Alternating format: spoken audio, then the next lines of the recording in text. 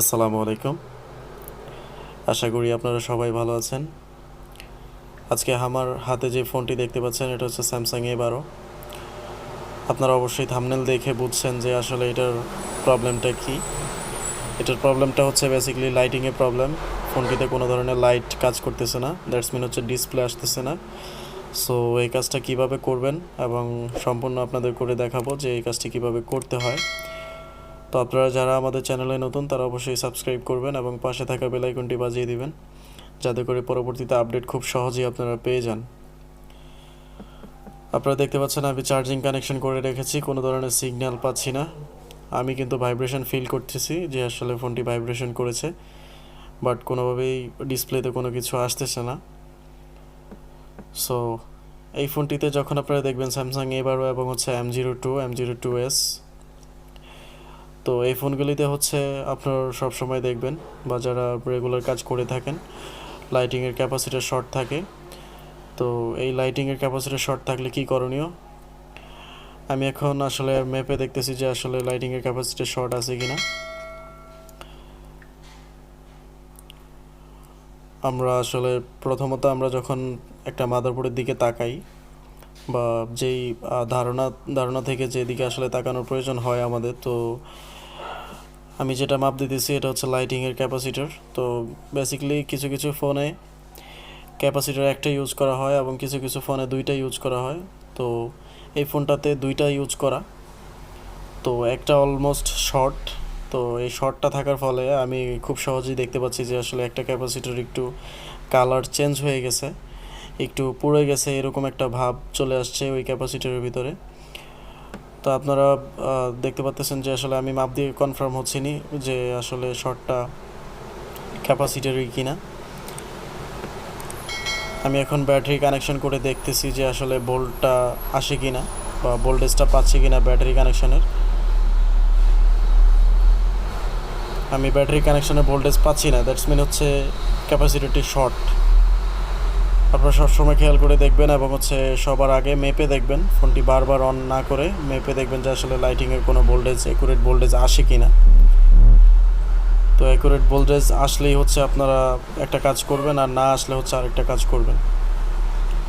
তো আমি এখন আপনাদেরকে দেখাবো যে আসলে প্রবলেমটা কিসে। তো যখন একটা ক্যাপাসিটার শর্ট থাকে ডিসপ্লের লাইটিংয়ের লাইনে, তো ক্যাপাসিটার শর্ট থাকার ফলে হচ্ছে লাইটটা কাজ করে না বা ওভার ভোল্টেজটা আসলে পারফেক্টলি দিতে পারে না, ক্যাপাসিটার শর্ট দেখায়।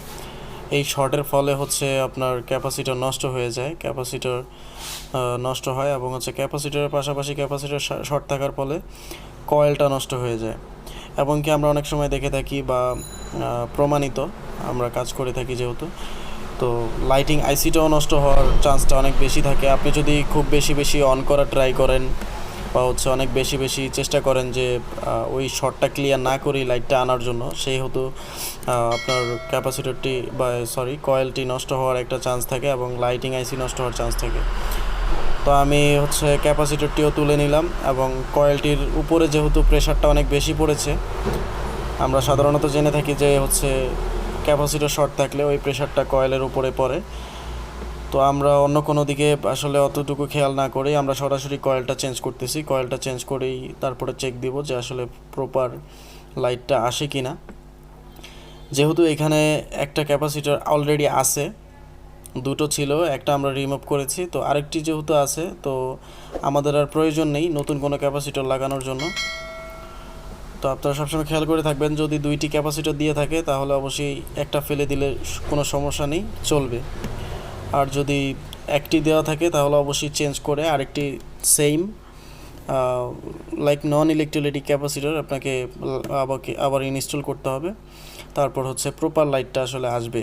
তাছাড়া হচ্ছে আপনার ফুললি লাইট আসবে না বা প্রবলেম দেখা দিবে, লাইটটা আসবে যাবে এরকম করবে, তো সেহেতু আবার লাইটিং আইসি যাওয়ার চান্স থাকে। সো ক্যাপাসিটারটি অবশ্যই আপনারা ইনস্টল করে নেবেন। তো আমি এখানে কয়েলটি লাগিয়ে নিলাম, আর ক্যাপাসিটার যেহেতু দুইটি, তো একটি ক্যাপাসিটার আমি ফেলে দিছি, তো আমার আর ক্যাপাসিটার লাগানোর কোনো প্রয়োজন নাই। আমি এখন আপনাদের চেক করে দেখাবো যে আসলে এটার সম্পূর্ণ লাইটটি আসে কিনা।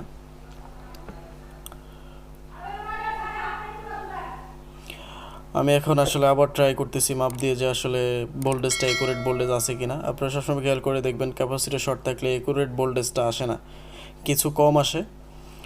দ্যাটস মিন কয়েলের কারণেও কিছু কম আসার চান্স থাকে। সো কয়েলটিও যেহেতু চেঞ্জ করেছি, তো এখন প্রপার ভোল্টেজটা আমি পাওয়ার পর এখন আমি আপনাদের দেখাবো যে আসলে লাইটটি আসে কিনা। আপনারা যারা আমাদের কাছে কুরিয়ার করতে চান তাহলে অবশ্যই স্ক্রিনে দেওয়া নাম্বারটিতে আমাদের সাথে যোগাযোগ করতে পারেন, এবং আমাদের ডিসক্রিপশনে ঠিকানা দেওয়া আছে। আমাদের ঠিকানা হচ্ছে Dhaka Uttara Rajlakshmi shopping complex 38 number shop, লিফটের 3-তে। তো আপনারা যারা সরাসরি আমাদের কাছে আসতে চান অবশ্যই এই ঠিকানায় চলে আসবেন, আর যদি কোনো প্রয়োজন হয় তাহলে অবশ্যই স্ক্রিনে দেওয়া নাম্বারটিতে কল করে নেবেন। আমি এখন চার্জে লাগিয়ে আসলে আপনাদের দেখাতে হবে, বিকজ হচ্ছে গিয়ে আমার কাছে পাওয়ার কিটা নাই। এটার পাওয়ার কি যেহেতু ফিঙ্গারের সাথে তো, এবং হচ্ছে ব্যাকশেলের সাথে, ব্যাক বডির সাথে, সো দ্যাটস ওয়াই পাওয়ার কি না থাকার ফলে আমি ওপেন করে দেখাতে পারছি না। আপনারা দেখতে পাচ্ছেন 98% চার্জ, তখন কিন্তু কোনো কিছুই আসে নাই। আমি আগেও যখন আপনাদের চেক করে দেখালাম তখন কিন্তু কোনো কিছুই আসে নাই, এখন কিন্তু প্রপার লাইটটা চলে আসছে। সো আপনারা এইগুলা কাজ করার আগে অবশ্যই ক্যাপাসিটরগুলি মেপে দেখবেন কোনো ধরনের ভোল্টেজ মিসিং আছে কিনা। তো সবাই ভালো থাকবেন, সুস্থ থাকবেন, অপেক্ষা করবেন নেক্সট ভিডিও পর্যন্ত। আসসালামু আলাইকুম রহমতুল্লাহ।